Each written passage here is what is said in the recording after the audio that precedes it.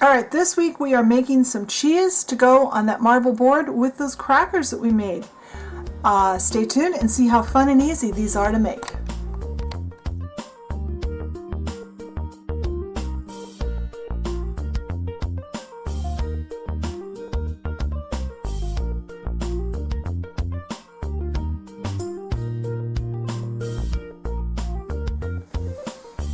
All right, we are going to start with cheddar, and I have my clay pre-portioned into the amounts that I need for each clay. I'll quickly go over what I'm using. Check the blog post. The amounts will be in the blog post, and I'll explain how I determine what a portion is. So we have 8 parts of white, and I'm using white Fimo. We have 2 parts yellow. I'm using sunflower yellow. And about 1 part orange, and I am using Fimo Tangerine. Yes, or Fimo Tangerine. So now this all needs to be conditioned and blended to the point where we don't see the various colors. Make it one solid color. So I am going to turn the camera off. I am going to condition and knead this clay together and make it one color. And when that happens, I'll be right back. All right, so that only took me about probably 4 or 5 minutes. So I've got a nice even color. Now you could adjust the amounts of yellow and orange to make the cheddar look like the cheddar where you live. This, for me, works. So for the cheddar, I'm just going to make generally a loaf shape, and I'm going to set it off to the side. Now keep a wet wipe on hand. We are working with a lot of white and translucent clays in the next 2 projects. That orange that we just used is going to stay on our fingers and could discolor other things. We don't want to contaminate. So we're going to set this off to the side. We're going to do something with these after we blend them. Excuse me, if I lose my voice, it's spring. Now we are going to actually use this clay for 2 cheeses. This will become Gouda and Swiss. I have 8 parts translucent, and I am using, I believe, a Primo translucent is what I pulled out. And 1 part of that same sunflower yellow. Once again, I am going to turn off the camera, and I'm going to condition this and get it blended really thoroughly. I'll be right back. Alright, so I was a little suspicious of this yellow this time. I'm probably using a different yellow than I normally use. So I baked off a small piece, and I decided that's too yellow. So I am going to add in 1 part white, which I will make a note, and that the corrected blend will be on the blog post. So let me get this blended in, and then I will bake off a small portion of it and test it. Oh, I always try to test when I'm using translucent. It's hard to tell what you're doing. So let me get this work together. I will bake off a small sample, and we'll see what that looks like. All right, I was not happy after 1 portion of white went in, so I added a 2nd portion of white, and I like that color better. If you want yours a little more white, go ahead and do so. Now I'm going to make this, I want it about 1/4 inch thick, so I'm just going to kind of pat it to that point. This is a 3/4 inch circle cutter. We're making our Swiss cheese now. And this is all we are going to do to our Swiss cheese at this point. At this point, it needs to be set off to the side. Now, this same piece of clay, I'm going to take about, probably about this much, and I'm going to make a ball.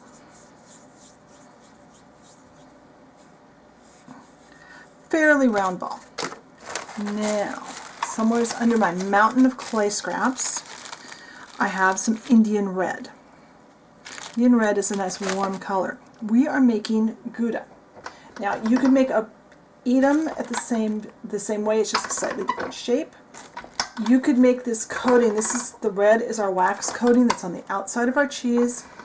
That could be black, it could be red, it depends on where you get your cheese from.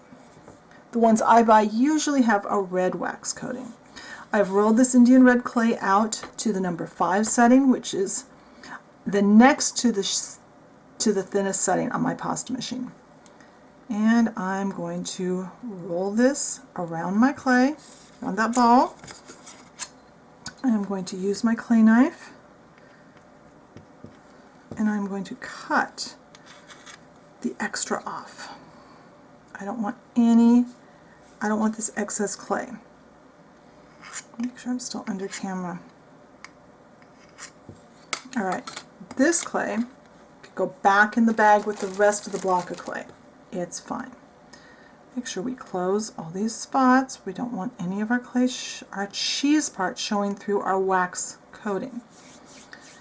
Roll a ball, make it smooth, get nice and smooth, and now flatten it a little. You get that cool shape that Gouda is. All right, set that to the side. Now, our last clay mixture. We're going to make some Brie. For the Brie, we have this mass of clay.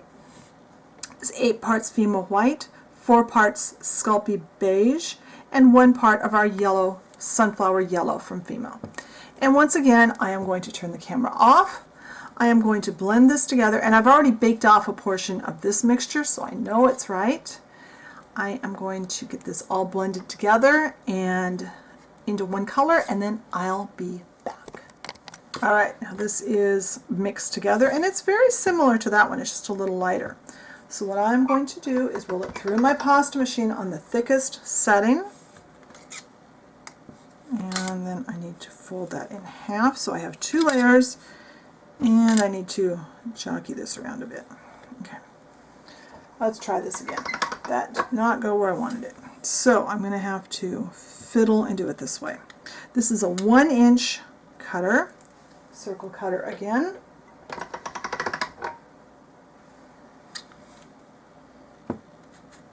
I like to cut both layers at once, push it down together and cut them at once, but it did not want to cooperate today. So this one, make sure they are blended together. This is really, really, okay, I'm going to move this to a tile. We are not baking yet.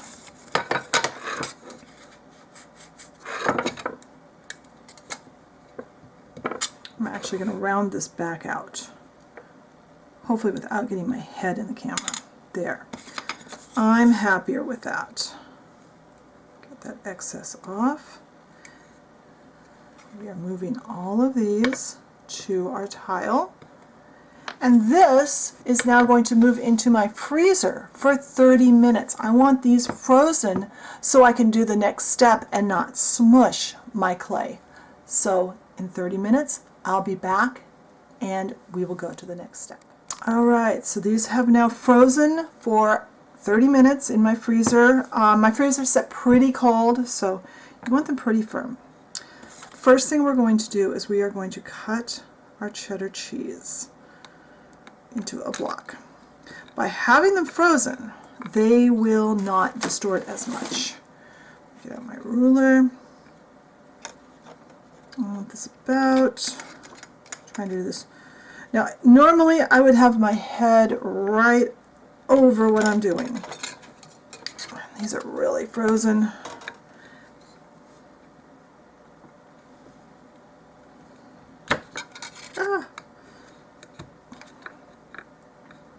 I want to get nice straight lines and I don't want to distort the clay.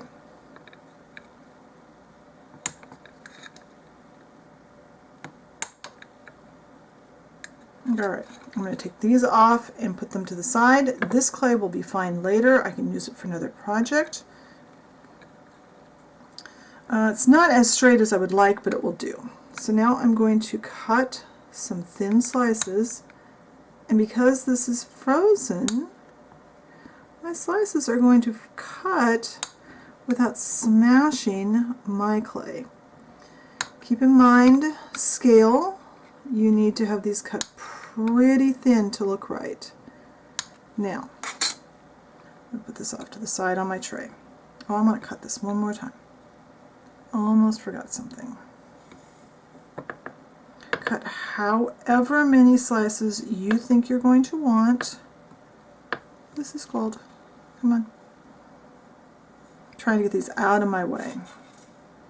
Now I am going to bake this right on the tray today. I was going to take them off and bake most of them on paper plate, but I decided I just want to do this on here today. All right, I'm done with those. Those are ready to bake. Let's slice our Gouda. I may end up standing up.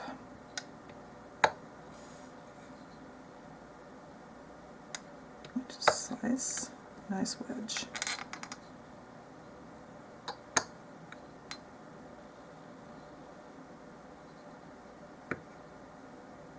There. These can stick over here. Now, our Swiss cheese. Now this is we're going to cut, again, we are going to cut a wedge. Still got a little red clay on my knife. And I want to cut some nice wedges from this. And these will need now to sit to the side and thaw out. But also our tray, our ceramic tile will need to come back to room temperature before we can put it in the oven anyway. And we still need to put the holes in this Swiss cheese when it thaws. And our Brie will need a little bit of work too. It's sticking to my fingers, in case you're wondering. The clay is trying to stick to my fingers. And I'm trying to cut this so you guys can see and I can see too, which is always a challenge. There we go. I'm working on figuring out a way to do multiple cameras for you guys. Just thought I'd let you know that. All right, this one is stuck. Come on. I'm going to cut my wedge out of my Brie. And now I want this one to soften up. I'm going to use part of this to make a soft batch, and this I'm going to actually compress down now that I've got the wedge out. These we still need to manipulate, and these guys, as soon as they warm up, will be ready to go in the oven. So I'm going to let this thaw for a little while until the tile is back to room temperature. These feel warm, and then I'll come back. All right, these have been sitting here for about probably 40 minutes or so. I'm going to stick this off to the side. We're going to work on the Swiss cheese first. And I have an assortment of, well, some people call them dotting tools if they use them to paint with. Some people call them ball styluses. You want something with a rounded end. You could use the head of a pin if you have this kind of pins. Use what you've got. You could probably use a paintbrush handle. And I like to use different sizes because what we are going to do is we are going to start adding all of those holes that our Swiss cheese would have. And I'm going to spread around the holes. I'm not going to worry about the bottoms because the bottoms are not going to show. The side that's to the tile is actually going to be glued down on our marble slab. If you are displaying your cheese differently, you may need to texture all the way around. I like to use different sizes because I think it looks nicer that way. Some off the edge. You need to get into that area. Kind of hold your finger on top so it doesn't get too out of shape. I've got a hair on it. I believe it's a cat hair.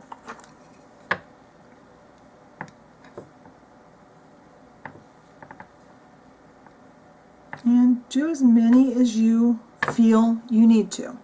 Now these little guys, I like to put at least one on the back side.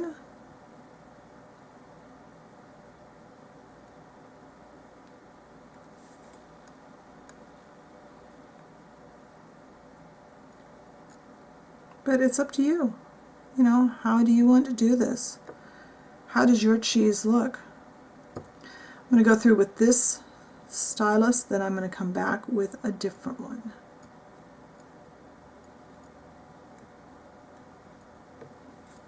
Make sure I'm still under camera. I'm hoping you can see this. I'm going to try zooming in just a little bit more so that hopefully you can see. When I zoom in very far, I lose a lot of my workspace because the camera only picks up a small amount.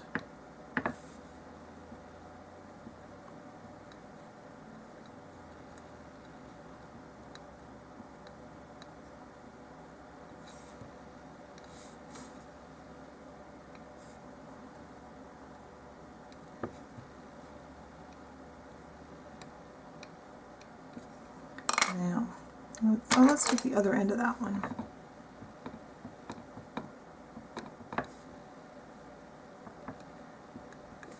And I don't want to get too many, but I do tend to get carried away doing this because it's kind of fun.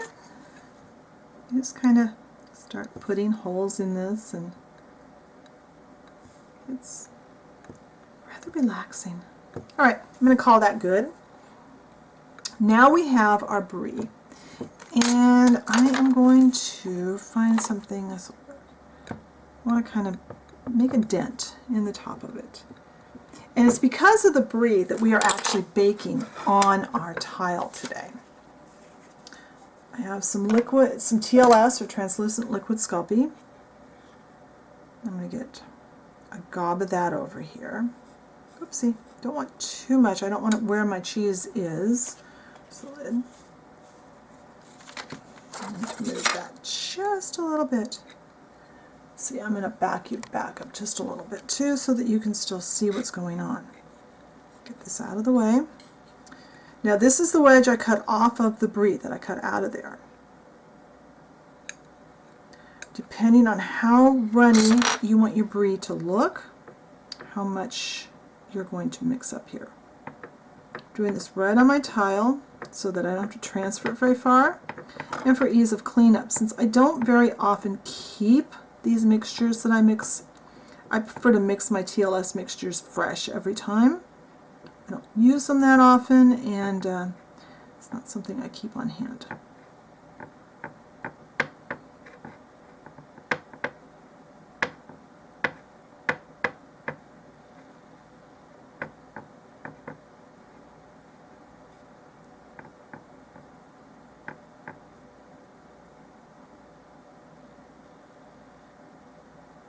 There. Now, we're not done with this one. And this one we're actually going to do more after it comes out of the oven. Put this in there. This is optional, depending on how liquidy your dolls like their Brie, I guess. All right. Now, for ease of cleanup, I'm just going to leave this here. I'll bake it off. I'll bake it along with everything else, and then I can just scrape it off and throw it away. I'm not keeping that, like I said. Since I've got my knitting needle clean, though, I am going to scrape that little bit in. There. All right. So this will all get baked at probably 250 degrees for about 7.5 to 10 minutes. When it's baked and the tray is cooled off so I can handle it, I'll come back and show you how we finish our Brie and make it look like it has a rind on it.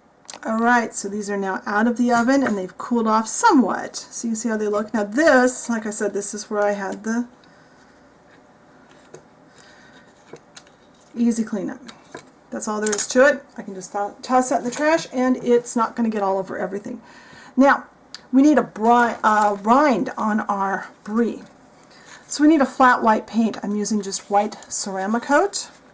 Now you will have to be very careful, whoopsie, my paint is getting out of control, that you don't get paint on the parts that you don't want painted. And I'm just going to leave this attached to the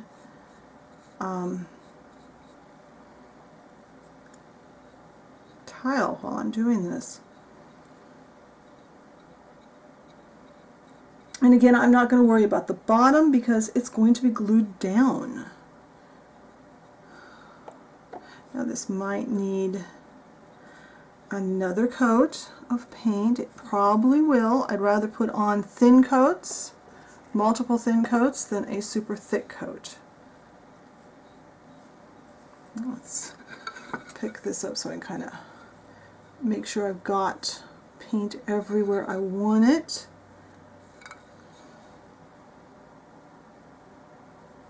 There. All right.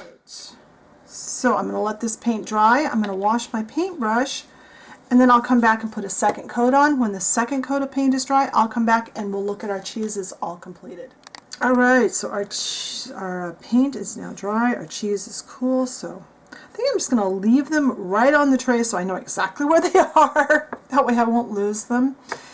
And next week we will make some fruits to put on our cheese board, and then after that, since I figured out where I set the cheese stuff, we will put everything together and make our cheese board on that marble slab we made a few weeks ago. Be sure and check the blog post for some better photos and the amounts of clay and brands of clay I used today, and any other hints I might have. If you haven't found us on Facebook, I would love to have you join us there. We have lots of fun, and usually you get a heads up as to what's going on, whether there's going to be a video or an extra video or not a video, or it's going to be late or whatever. And I'll talk to you later. Bye.